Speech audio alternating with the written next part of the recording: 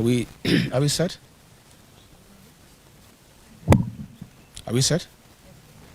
Thank you very much for coming, good people from the press.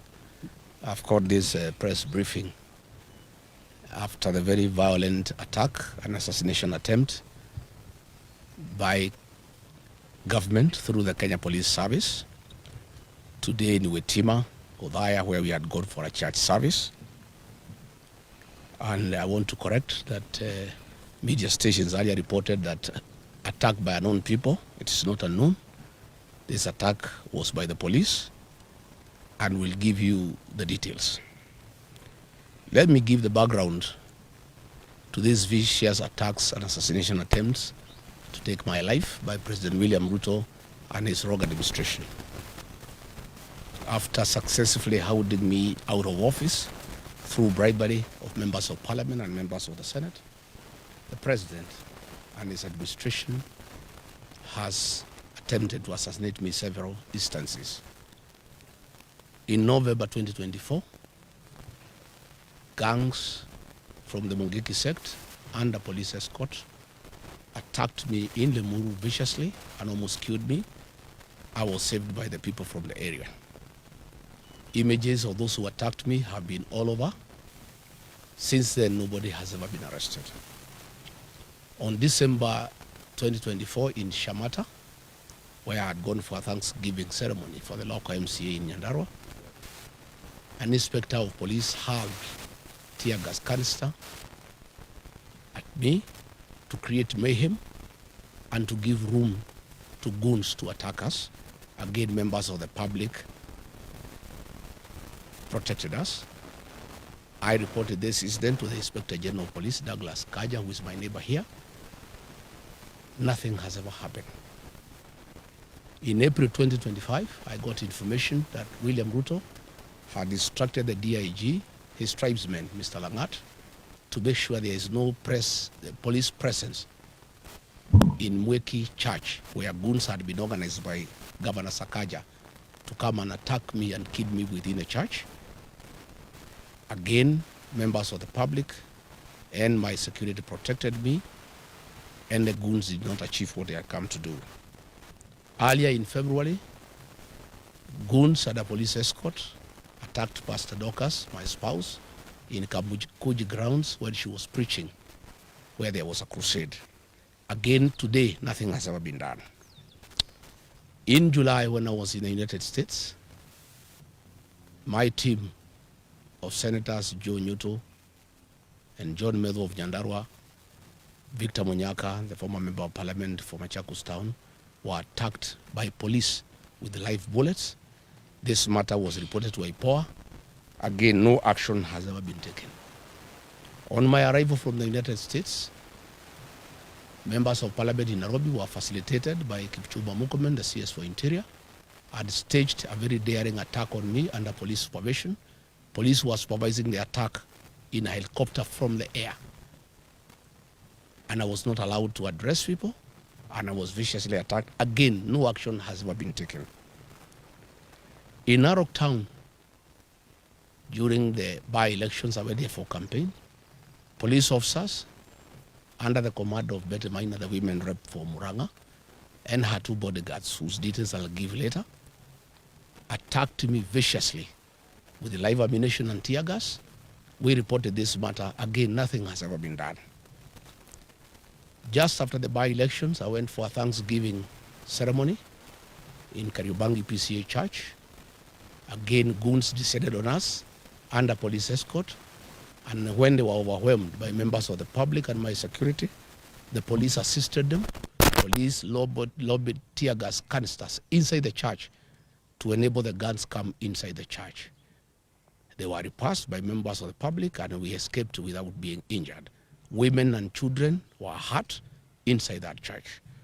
Immediately thereafter, William Ruto declared that goons will never be allowed to attack anybody or to go to church, and instructed IG Kaja to make sure that will never happen.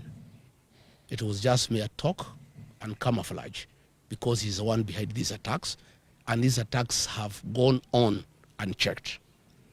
Again in Gatundu, last Sunday, goons attacked us Goons were organized by Moses Kuria and the MP for Thika Town, Alice Nganga, the MP for Katodo South, Bwana Kangombe, and under police supervision, attacked us viciously, attacked the church, and police threw tear gas canisters inside the church at Kemoria, injuring women and children. Today in Witima ACK Church, a gang of us 15 police officers, rogue police officers, under the command of 2 bodyguards belonging to that guard Betty Maina, the women rep from Raga, Peter Wainaina Kapuga, telephone number 0723 506 647, and another bodyguard of Betty Maina, John Maina, aka Birash, telephone number 0712 791 609, and another goon from Muranga, Abros Manyeki Njeri, telephone number 0710 788 577, converged at the Kamunyaka home of Eric Wamumbi, the Member of Parliament for Mandera, in the morning for breakfast and briefing. They later moved to Witima with the AK-47 rifles and tear gas canisters and descended on the church. They injured women and children and hurt many people. The police touched one of my vehicles, KDK 002, a Toyota Land Cruiser. They deflated tires of all the people who were in church and caused untold damage to vehicles. They beat people outside the church mercilessly. The goons that came, they were in an Nissan Matatu, KDR 467N from Namu Shato, XN 467 X from Namu Shato. These are the people who attacked the church, and they had AK-47, and we have corrected some cartridges, 7.62 millimeter. They are here from AK-47, and they had come to kill, and they were baying for our blood. And people have been left in anguish, wondering why their own government can turn against the Church of Christ and turn against leaders. I've heard Murkomen saying that they are going to investigate. How can Murkomen investigate himself? How do police investigate themselves? These people came with a police vehicle, GK vehicle, GKB 765X, and another one from Marawa police station that ferried goons and police officers from Muraga. After the attack, the goons have retreated to Wamumbi's home in Kamunyaka, where they are now, together with the police, where they are having lunch and drinks. So Murkomen cannot tell the people of Kenya that they are going to investigate anything. The police cannot investigate themselves. These police officers are known. These officers attached to Betty Maina are the ones that attacked us in Kagio. They attacked us in Narok. They attacked Senator Nyoto in Muranga, and they have attacked us today. The vehicle's number are here, Kipchumba Murkomen. These police officers' images are circulating on social media. So what are you telling us? You have asked the IG to investigate. You cannot investigate yourself. This is a government attack, well known to Kipchumba Murkomen. Stop pretending that you are shocked that a church can be attacked. That is pretension. I want to thank the church members of Witima ACK Church for going down on their knees and praying that we are not killed. And God heard their prayers. Although bullets were raining like heavy rain, none of us was injured. Women, of course, and children have fainted because of tear gas, but we want to thank the church. And I want to tell our people to continue praying. God is in control. God is in control, and all these things will come to pass. I want to ask Murkomen, for 40 minutes, police attacked the church. Where were the local police officers from Udaya police station? 200 meters away. Which is 200 meters away from where we were. How can an attack on a church take place with live bullets and tear gas for 40 minutes? And then the CS Interior is saying he's going to investigate. There's nothing to investigate because this attack was organized by government, by the police, and by the 2 members of parliament, Eric Wamumbi and his wife, and they are now with the police officers celebrating in Kamunyaka, here in Mandera. the area member of parliament, and of course the area member of parliament for Udhaya, Mheshimiwa Wainaina. I wonder why, Mheshimiwa Wainaina, you would send people to attack the people who elected you. The people of Karema gave you their votes. Why would you send police to attack them in church? Let me wind up by saying the following. We are indeed not surprised that William Ruto has turned against the Church of Christ, and he has turned against women and children. This is part of his political DNA. It is in public knowledge that William Ruto organized an attack on women and children in Kiambaa Church in 2008, the first 2 days. On 2nd January 2008, children and women were burnt alive in church. It is William Ruto who organized that attack. And when he came and became our friend, we forgave him and we thought that he had changed his bad ways. But as soon as he became president, he went back to his old habits. He has a serious problem with the Church of Christ. He has a bone to pick with women and children. He attacked women and children in Mweki, PCA. He attacked women and children in Kariobangi. He attacked women and children in Gatundu. Today he has attacked women and children in Wetima. William Ruto, we had thought that you have changed your bad habit of killing women and children in church. Apparently you have not changed.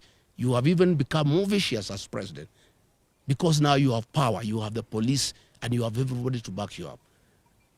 But I want to tell you, for every life lost, for every attack on women and children, God is seeing you, and God will punish you. We want to appeal to the international community to come through for Kenya. William Ruto is setting the stage for civil strife ahead of the elections because he knows he's losing. He wants Kenya to be like Tanzania or like Uganda. I want to tell William Ruto, Kenya cannot be Uganda and it cannot be Tanzania. We want to call on the international community, who are our friends, to come through for Kenya. This impunity by William Ruto, setting the stage for civil war ahead of the elections, must be checked, because the people will not take it. And what has happened today has set the temperatures extremely high. The people are agitated. And I want to tell William Ruto, my former boss and friend, I understand your frustration that you have lost a mountain and you are trying to do everything to regain it. But this is not the way. Attacking churches, attacking women and children, trying to kill leaders, you are simply making the situation very difficult. The people of this region whom you have declared war on are hating you much more than they hated you yesterday. There is no way you can force the people of this area to support you. And use of police and goons will not help you. And this is just making the situation more complicated. I want to call on Kenyans to pray for our country. Our president has gone rogue. He has panicked because of the impending loss of power in the next general election. And he has become extremely dangerous. Nobody is safe anymore. If he can attack the church that prayed him into power, I think he has gone rogue. And this is totally unacceptable. I've seen a lot of nonsense by government bloggers trying to say that we can stage manage our own attack. Where can we get access to tear gas? Is it sold in a supermarket or in Gikomba? Where do we get access to AK-47 assault rifles? Where do we get access to government land cruisers? Where do we get access to police uniform? We can't. And Kenyans are not foolish. I know that is the narrative they have been trying to do to bring so that they can arrest my supporters and my security and try to blame them. But today's happening is recorded. The vehicles are there. The policemen are there. The ones in uniform, the ones in civilian. It's all recorded, the tear gas canisters, the cartridges. Please, Kipchumba Murkomen, don't play around with the minds of Kenyans. Just make a decision. If you want to make this country ungovernable, well and good. If you have decided to use the police to kill, go ahead. And I want to invite the members of the National Security Council outside William Ruto, Kithure Kindiki, and Kipchumba Murkomen. Those three have stopped thinking, and they really don't care about the security of this country. I want to ask the Chief of Defense Forces, the IG, the Director General of NIS, to sit down President William Ruto and tell him that if Rigathi Gachagua is assassinated or injured, there will be turmoil in this country, and there will be instability in this country, and what he's doing is wrong, and somebody must talk some sense into the president. And there is no way he can be president by force. He was elected into office as a very popular president. He has goofed by doing all the wrong things and antagonized the people of Kenya. And when he is in a hole, the first thing you do, you stop digging. He's digging further by unleashing violence on the Church of Christ, on elected leaders, on women, on children. He's just making the situation worse. I'm told they are very bitter that I talk to the people of northeastern Kenya and enlighten them that their suffering have nothing to do with the marginalization, but misuse of public funds and lack of accountability by their own leaders. And he is afraid that he was banking on the support of the Northerners, and that may not be forthcoming. I am told they were very bitter about the 2 mega rallies I did in Kagumo, in Kirinyaga, and Karatina, and they wanted to make sure that I don't do meetings in Udhaya and Kieni. I want to say that I am undeterred, I'm on board, I'm not intimidated. We shall continue with the journey to liberate this country. We shall continue. And I want to ask our supporters to be steadfast. Our young people to continue protecting our meetings against goons. But now they have changed gear. Instead of using goons, because they realize from Gatundu, the people have said no to goonism, and they'll deal with the goons. Now they are using the police to attack the people of Kenya. They are using police with live ammunition and tear gas to cause havoc. How do police who are in charge of security and law and order the source of insecurity in their own country? How do police turn against innocent women and children and beat them and fight them with the live ammunition, with the tear gas? I think the president has gone berserk. The reality that he'll be one term is too much for him to comprehend, and he has lost his head. I think we want to call the president to order. William Ruto, you killed our children and women in Kiambaa Church. Please stop attacking churches. Stop attacking women and children. Stop attacking leaders. Today, William Ruto, I want to assure you, this mountain is lost. Even if you killed Rigathi Gachagua, the mountain will not come back to you. It will even be more difficult for you than it was when I'm alive. Even if you injure me or you injure these leaders, the mountain gets away from you every day. The more you fight us, the more you unleash violence on us, the more you attack our churches, the more you attack our women, the more you attack our children, the more the mountain distances itself from you. And people are regretting having voted for you because they knew you are not a good person. You had killed women and children in church, and they forgave you, thinking you have changed your ways.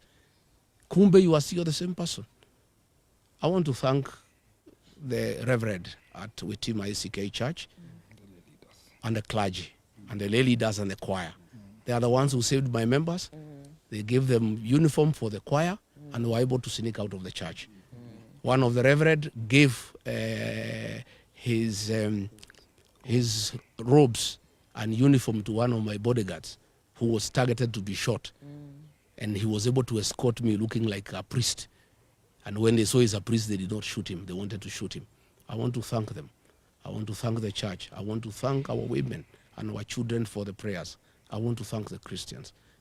Kenya is a resilient nation. All these things will pass. And I want to tell the people of Kenya, the darkest hour is just before dawn. We are just about to get there. I think the worst is just about to be over. And I can't understand how William Ruto has turned against the 2 blocks of Kenyans that voted him into power. The Church of Christ prayed him into power. He has turned against the church. The Mount Kenya region that gave him almost 4 million votes, he has declared war on the mountain. I don't understand him anymore. I don't know why he has turned against the church and the people of the mountain. I want to address the people of the mountain. Please don't be intimidated. You have a right to elect whoever you want, and you have done nothing wrong by saying you are not going to elect William Ruto. Don't be intimidated. Be courageous. Be strong. We'll win this journey.